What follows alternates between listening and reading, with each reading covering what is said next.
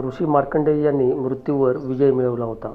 त्यांनी महाप्रलयाचे अद्भुत दृश्यही अनुभवले होते. ही कथा भागवत पुराणमध्ये वर्णन केलेली आहे. चिरंजीव झाल्यानंतर ऋषी मार्कंडेय यांच्या मनात एक प्रश्न होता. भगवंताची माया आणि प्रलय याचे स्वरूप काय असते? यासाठी त्यांनी विष्णूची कठोर तपश्चर्या केली. भगवान विष्णू प्रसन्न झाले आणि ते ऋषी मार्कंडेय यांना म्हणाले, तू माझी माया आणि प्रलय याचा अनुभव घेशील. एके दिवशी अचानक आकाशात घनदाट काळे ढग दाटून आले. भयंकर वादळ उठले आणि पृथ्वी पाण्यात बुडाली.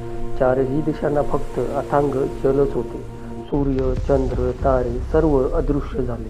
संपूर्ण सृष्टी नष्ट झाली. मार्कंडेय त्या अथांग जलात एकटेच भटकत राहिले. ना अन्न, ना निवारा, ना कोणताही जीव.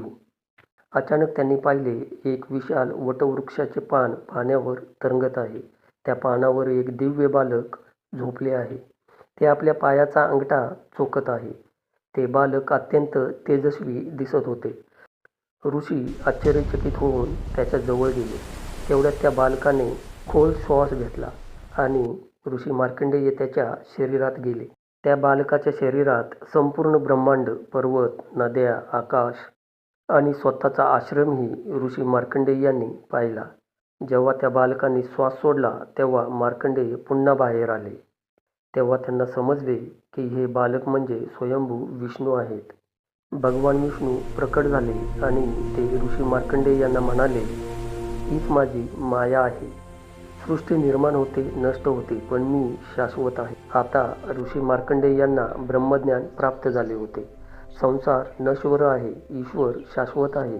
भगवंताची माया असीम आहे आणि अद्भुत आहे. जो ईश्वराला जाणतो तो भय आणि मोहापासून मुक्त होतो.